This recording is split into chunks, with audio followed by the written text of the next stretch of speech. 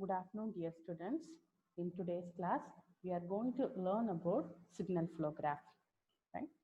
A signal flow graph is used to represent the control system graphically, and it was developed by S.J. Mason. A signal flow graph is a diagram that represents a set of simultaneous linear algebraic equations. So, by taking Laplace transform, the time domain differential equation of a control system can be transferred to a set of algebraic equation in S domain. Therefore, the signal flow graph of the system can be constructed by the equations. So, in signal flow graph, it can be noted that it have the same approach and block diagram approach is the same information. The advantage in signal flow graph method is that using Mason's gain formula, the overall gain of the system can be computed very easily. So this method is simpler than the tedious block diagram techniques. The signal flow graph, here we have so many terms, right? These are the terms of signal flow graph. One is node, branch, transmittance, path, and non-touching loops. So here, first we can see about the node. A node is a point representing a variable or signal. Next, branch. Branch is a direct line segment joining two nodes. Here, this arrow on the branch indicates the direction of the signal flow, and the gain of the branch is the transmittance. So, we can see this diagram. Here we have a dot, like a small circle is there. So, this two circles represent the node, right? So, this the no, dot, we are joining a line, right?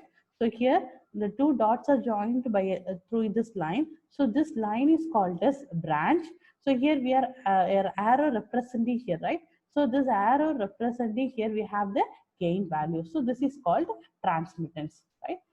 So transmittance is nothing but the gain occurred by the signal when it travels from one node to another is called transmittance. So transmittance can be real or a complex. So while seeing this diagram, here R is the input variable, C is the output variable, and here we have the G. G is the transmittance or gain, right?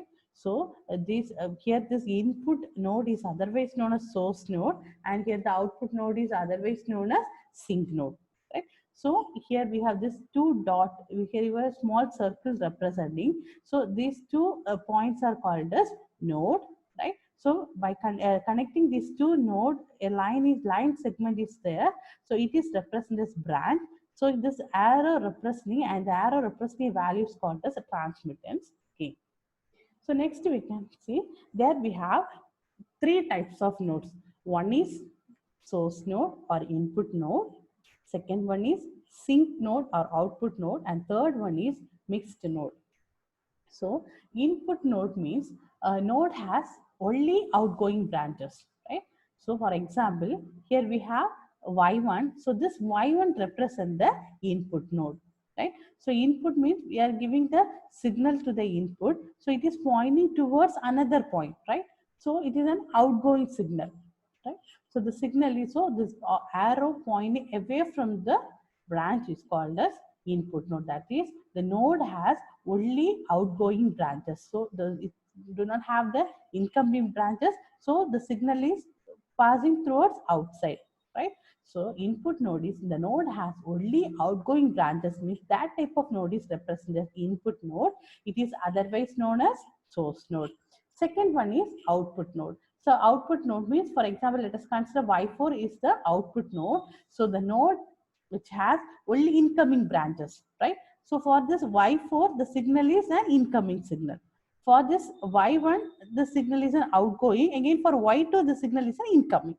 So when comparing this Y1 and Y2 value, so Y2 is the output node and Y1 is the incoming node, right? So when we are comparing the whole diagram, so we can represent this Y1 is the input node and Y2 is the Y4 is the output node. So the node which has Only incoming branches are represented as output node. Right? Understand? So next we are going to see about the mixed node. So mixed node means here we have this branch points, right? This Y2 and Y3. So the node which has both incoming and outgoing branches are called as mixed node. So here we have for Y2, this is the incoming branch, and for Y2, this is the outgoing branch. So while seeing this Y2 value, here we have this incoming branches and outgoing branches. So the node which has both incoming and outgoing branches, so that type of node is called mixed node. So I'm seeing this block diagram here, Y2 and Y3 are the mixed nodes, right? Next one is path. So a path is a traversal of connected branches in the direction of arrows, right? So here this is the here this path should not cross a node more than once. So while seeing the path, here we have this from G1 or from X1 to X4, we are connected like this arrow, right? So this is one path, and another one path is here we have X1 to, again it's traveling towards here, right? So this is called another path. So we can't say this from x1 to x3 and from x1 this is not a path because it is crossing the node two times, right? So only one time only we can cross the node. That type of path is called as, that type of signal is called as direction or signal is called as path, right? So here a path is a traversal connected branches in the direction of the branch arrows, right? So here the first path is, we can represent here, the first path is x1, x2, x3, x4, right? It was directly connected to here, so traveling once at a node. So this x1 is traveled towards x2, x2 is traveling towards x3, and this x3 is traveling towards x4. So it was not repeating again to the same node, right? So this is one path. So another one path is x1 is traveling towards x2, and again then it is traveling towards x4, right? So this is also traveling at only one time at a node. So while seeing this diagram, so it is traveling towards here, again it is traveling to x3, again it is traveling towards G1, means it was not said as a path, right? So because a path should not cross a node more than once. So here we have two paths. One is x1, x2, x3, x4, and the second path is x1, x2, and x4. So next here we have gain. So gain, we have two types. One is forward path gain, another one is loop gain. So what do you mean by forward path gain? Mean it is the product of branch transmittance of a forward path. So we know transmittance is nothing but a gain. So how we can find out the forward path gain means, by seeing this diagram, we have two paths, right? So now we have to find out the gain of this path, and again we have to find out the gain of this path. So how we can find out the gain? So we have to take the product of branch transmittance of a forward path, right? So here the transmittance is nothing but, this is for the first node to second node, the transmittance gain is G1, and second one is G2, G3. So the gain of this forward path 1 is equal to G1, G2, G3, right? So second path, the gain of the second path, here we have forward path gain. So how we can find out the forward path gain means, we have to take the product of this transmittance values, right, or a gain value. So the gain of the second path is G1, G4. It is traveling towards the forward direction like this, right? So the transmittance here, what are the transmittance is here we are crossing is G1, G4. So this is the forward gain. Loop gain means, so this actually the loop means it once the signal is traveling into the same node, starting from the node, and it should be completing in the same node, with that type of signal is called as loop, right? So here loop gain is the product of branch transmittance of a loop. Next we can see the classification of paths. So here this path can be classified into open path, self loop, closed path, and a forward path. So let us see what you mean by open path. Open path starts at a node and ends at another node. For example, we can consider, so it starts from one node and it will end at another node. So this is called as open path, right? So next one is closed path. So closed path means closed path starts and ends in the same node. So here this, for example, we can say in the closed loop system we have feedback condition, right? That is called as closed loop system. So here we can, for the closed, it starts and end in the same node. So it was starting from the x1 and traveling towards x3, and again it was ending towards x1. So this is called as closed loop path or closed path, right? So next path is forward path. So it is a path from an input. Already we have seen this. It is a path from an input node to an output node, and that does not cross any node more than once, right? So already we have seen this is the definition for the sorry, this is the already we have seen what do you mean by forward path. So it should not cross a node more than once. That is called forward path, right? So next we have self loop. Self loop is otherwise known as individual loop. So individual loop means it is a closed path starting from a node, and after passing through a certain part of a graph, it arrives at the same node without crossing any node more than once, right? So that is called individual loop or a self loop.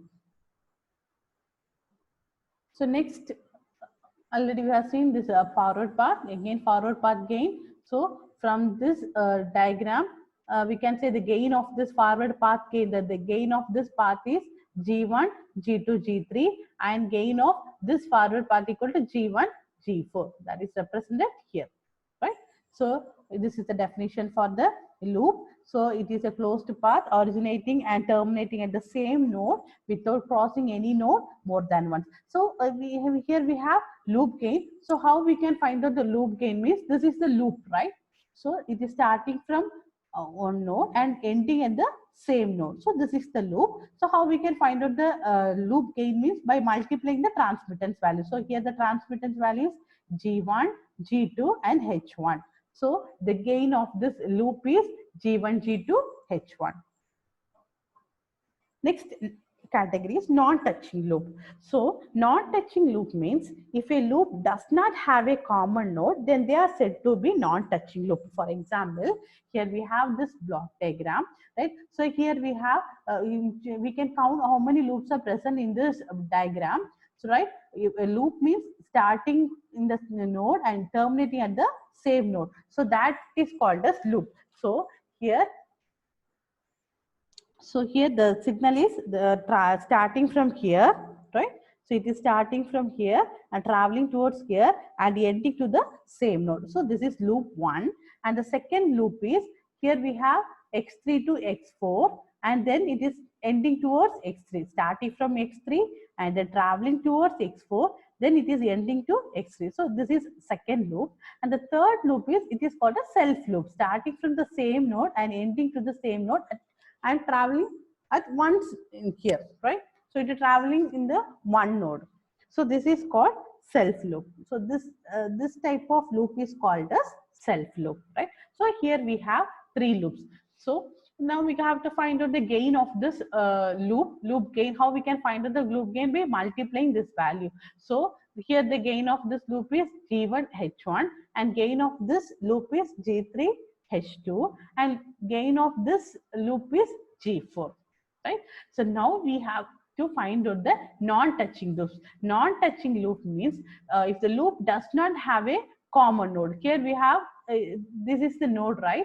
So here we have 2 loops. So we have to compare these 2 loops and it should not touch the same node, right? So non-touching loop means here we have 3 loops. So we have to compare these 3 loops and we have to find out the non-touching loops. So while comparing loop 1 and 2, here the node are not touching, right? So here the node is x1, x2. Here the node is x3, x4. In between we have the transmittance gap, right? So this loop 1 and 3 are, sorry, 1 and 2 are non-touching loops. Let us consider this is loop 1, this is loop 2, and this is loop 3. So this one first loop and second loop are non-touching loop. So while comparing the second loop and third loop, it was traveling in the same node, right? It was touching node.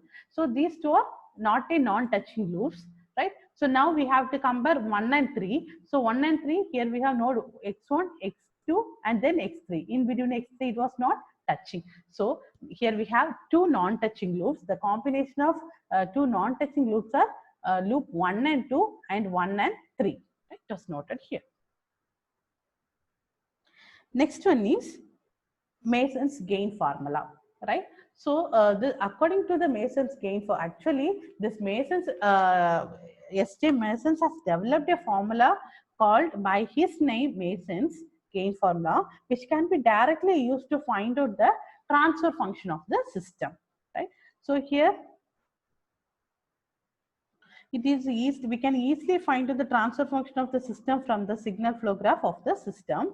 So here let us, the formula is T of, we know to find out the transfer function, the formula is T of S is equal to C of S divided by R of S, right? Here the C of S is output of the system and R of S is the input of the system, right? So the Mason's gain formula states the overall gain of the system as T is equal to 1 by delta into summation of K, Pk del K, where this T of S or T represent the transfer function of the system. And here we have the K value, right? So this K represent the number of forward path in the signal flow graph.